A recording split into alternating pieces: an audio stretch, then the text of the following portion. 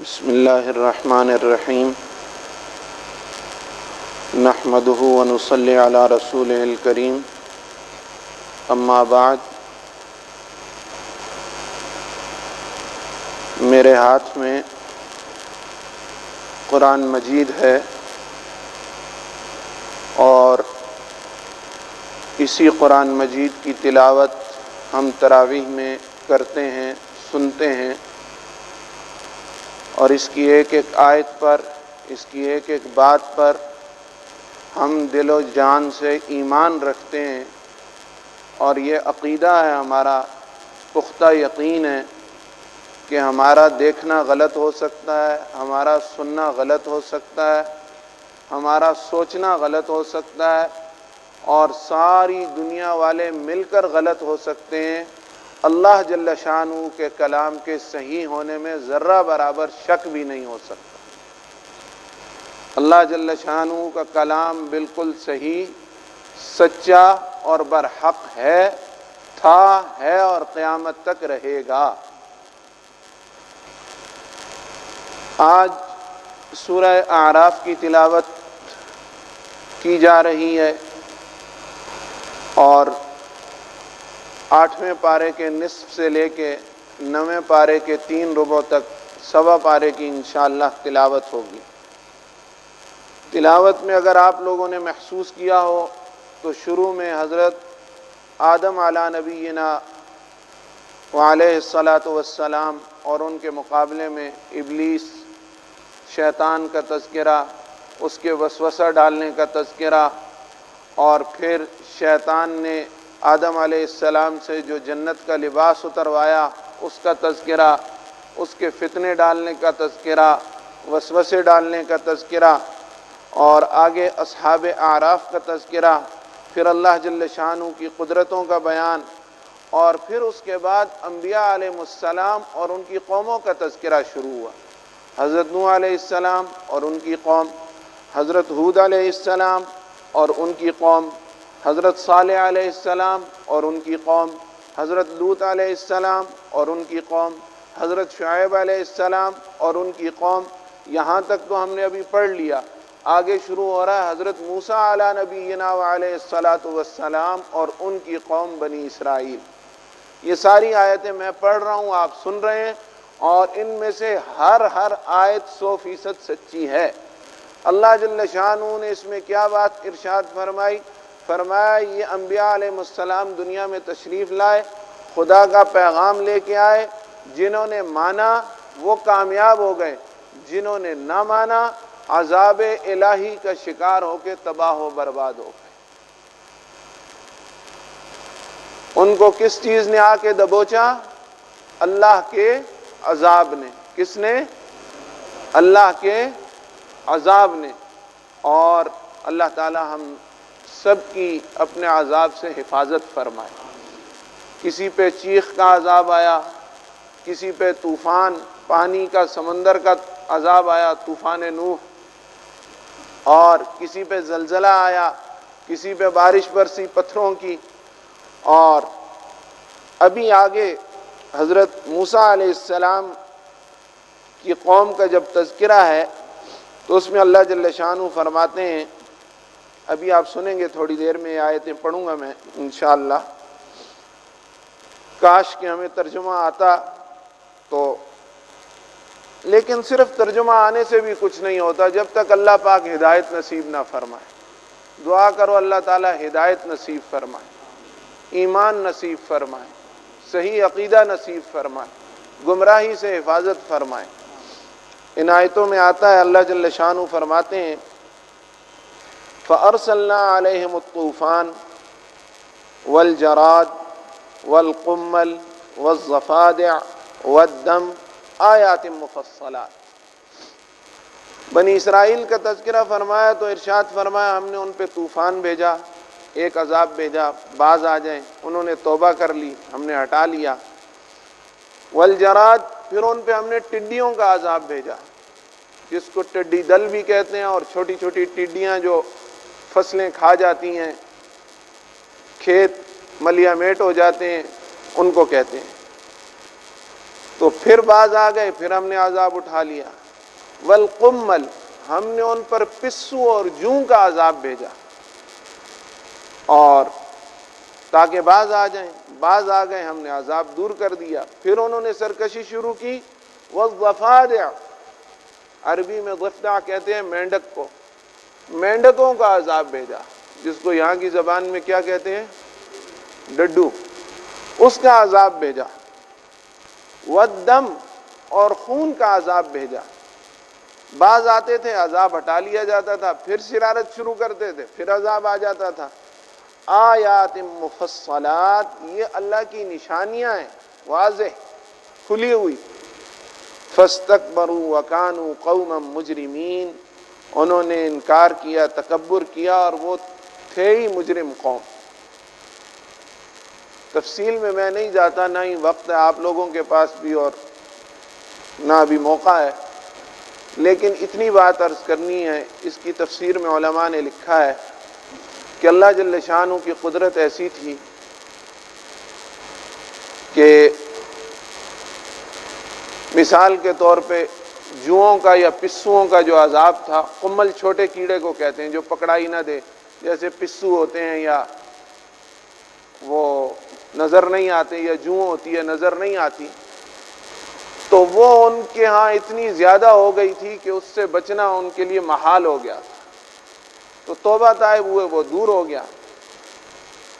پھر اللہ تعالیٰ کی طرف سے کیا عذاب آیا کہ ٹھیک ٹھاک پانی ہوتا تھا، صاف ستھرا، گلاس کو، برتن کو اٹھاتے تھے منہ تک لے جانے کے لیے، بیچ میں سے مینڈک پھدک کے نکل آتے، پانی میں مینڈک، دائیں مینڈک، بائیں مینڈک، آگے مینڈک، پیچھے مینڈک، مینڈک ہی مینڈک۔ انسان ہے، ایک مینڈک آ جائے یہاں صفوں میں کھلبلی مچ جائے، اتنے مینڈکوں سے کہاں گزارا ہوتا ہے؟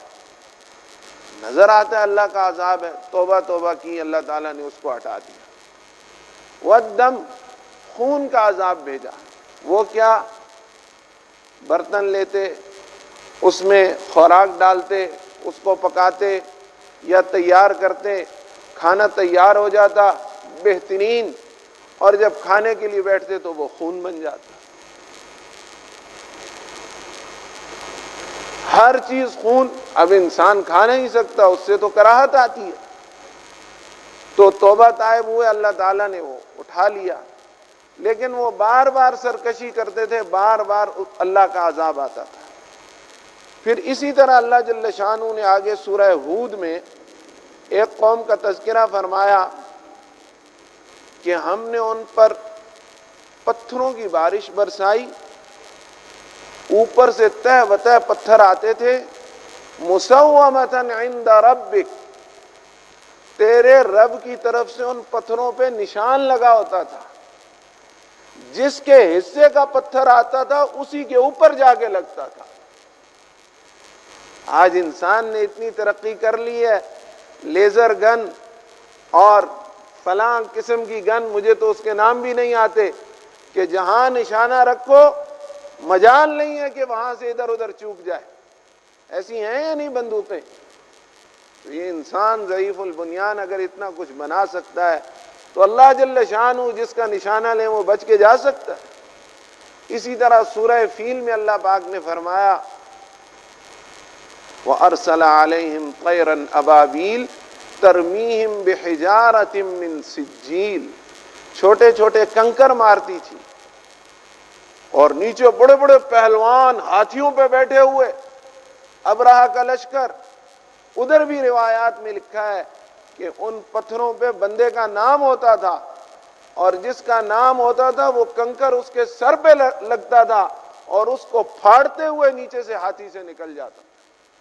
فَجَعَلَهُمْ كَعَصْفٍ مَأْكُولٍ، اللہ فرماتے ہیں ان کا حشر ایسا ہو گیا جیسے کھایا ہوا بھوسا ہوتا ہے۔ تو یہ سب کیا تھے؟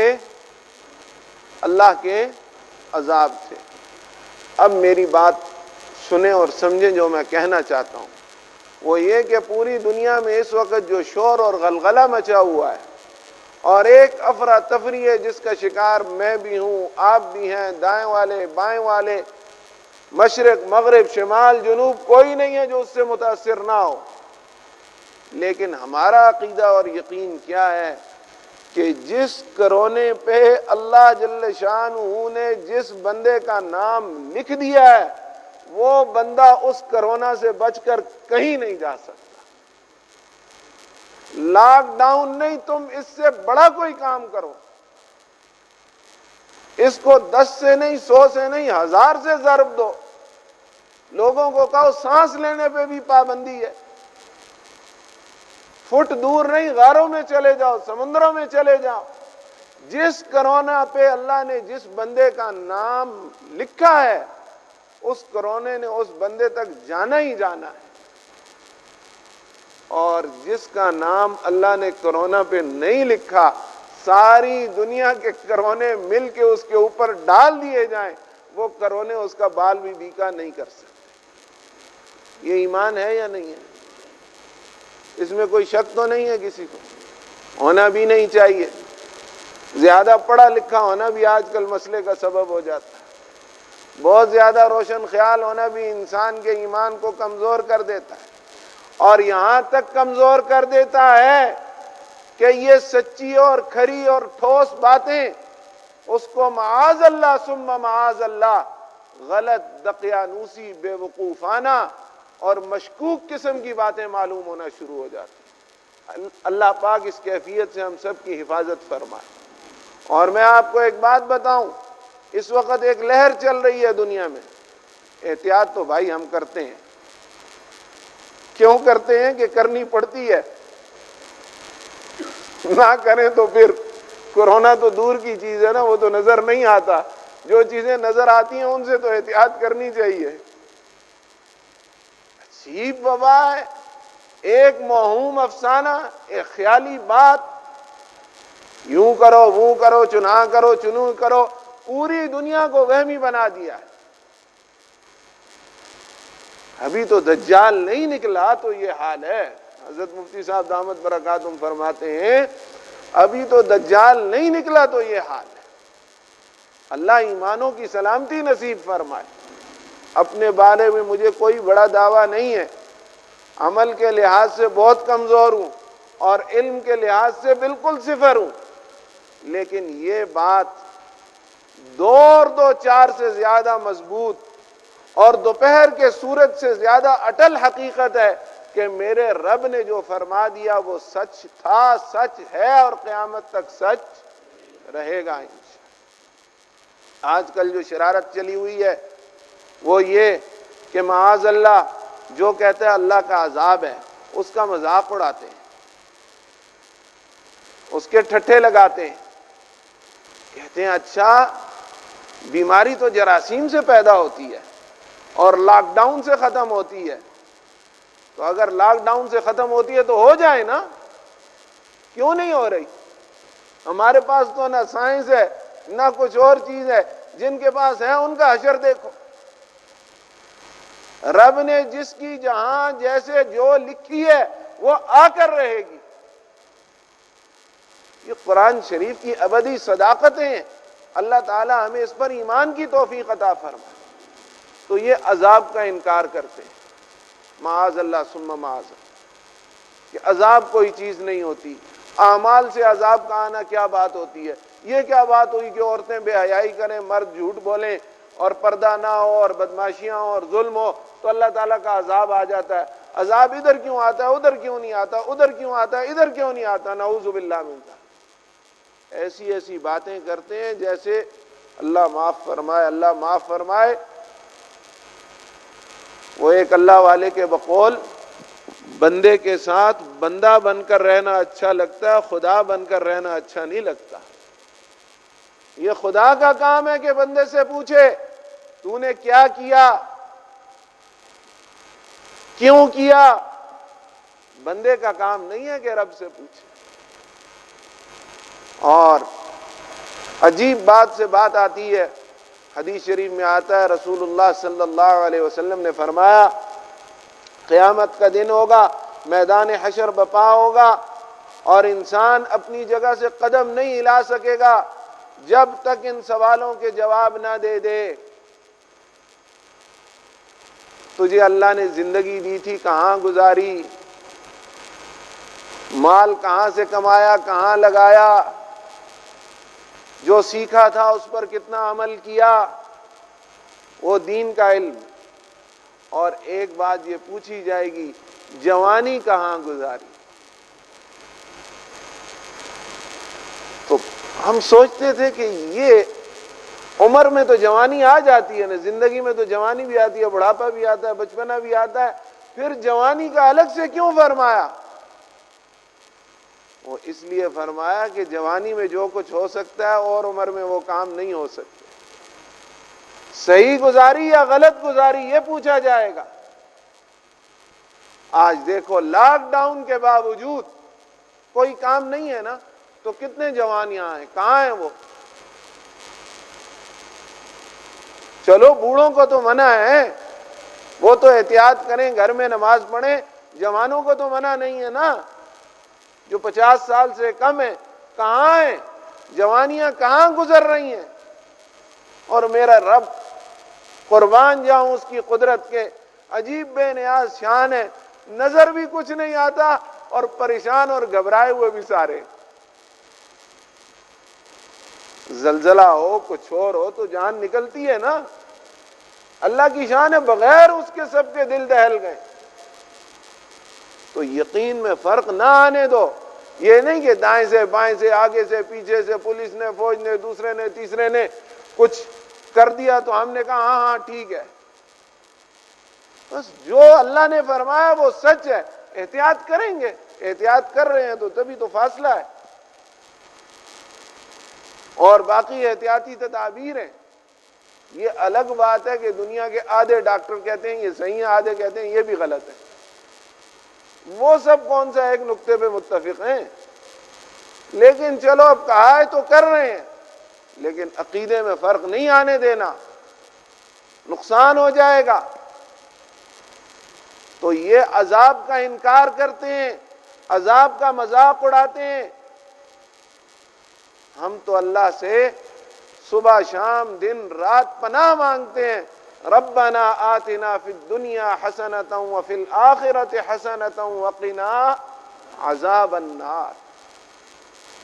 وہ رب آخرت میں بھی دے سکتا ہے، دنیا میں بھی دے سکتا ہے۔ یہ جتنے واقعات سنائے یہ سب کیا تھے؟ عذاب تھے نا۔ اب اس کی کیا سائنس ہوگی کہ وہی دریا ہے، وہی سمندر ہے، بنی اسرائیل بھاگتے بھاگتے آئے، دائیں طرف کا پانی دائیں، بائیں طرف کا پانی بائیں، خشکی کا راستہ بن گیا اور بنی اسرائیل مزے سے پار چلے گئے۔ فرعون چاہتا نہ چاہتا اب کیا کرے؟ جب پورا لشکر اندر آ گیا، دائیں اور بائیں کا پانی ایسا ملا، نام و نشان اللہ نے غائب کر دیا، اور قیامت تک کے لیے لاش اس کی عبرت کے طور پہ محفوظ کر۔ فَالْيَوْمَ نُنَجِّيكَ بِبَدَنِكَ لِتَكُونَ لِمَنْ خَلْفَكَ آیَةً۔ اللہ فرماتے ہیں ہم تیرا بدن بچا کے رکھیں گے تاکہ پیچھے آنے والوں کے لیے نشانی کا کام دے۔ آج فرعون کی ڈمی پہ، کہ وہ ممی یا ڈمی کیا ہوتا ہے، وہ لاش جو ہوتی ہے اس پہ ریسرچ کرتے ہیں، تحقیقات کرتے ہیں، لیکن ایمان نصیب نہیں۔ دعا کرو اللہ ایمان نصیب کرے۔ تو یہ بات بہت ضروری تھی، اور عذاب کا انکار نہیں کرتے۔ اصل بات پتہ ہے کیا ہے؟ جو کہتے ہیں نا عذاب نہیں ہوتا، جھوٹ بولنے سے آتا ہے تو وہاں کیوں نہیں آتا، بے حیائی سے آتا ہے تو وہاں کیوں نہیں آتا، ظلم سے آتا ہے تو وہاں کیوں نہیں آتا، اس طرح کی جو فلسفے بیان کرتے ہیں نا، وہ عذاب کا انکار نہیں کرتے۔ اصل میں نعوذ باللہ وہ رب کی قدرت کا انکار کرتے ہیں۔ اب براہ راست رب کا انکار تو کر نہیں سکتے، دنیا تو مست ہو کے گزارنی ہے۔ کرونے کی وجہ سے تم کہتے ہو، وہ کیا کہتے ہیں، ون لائف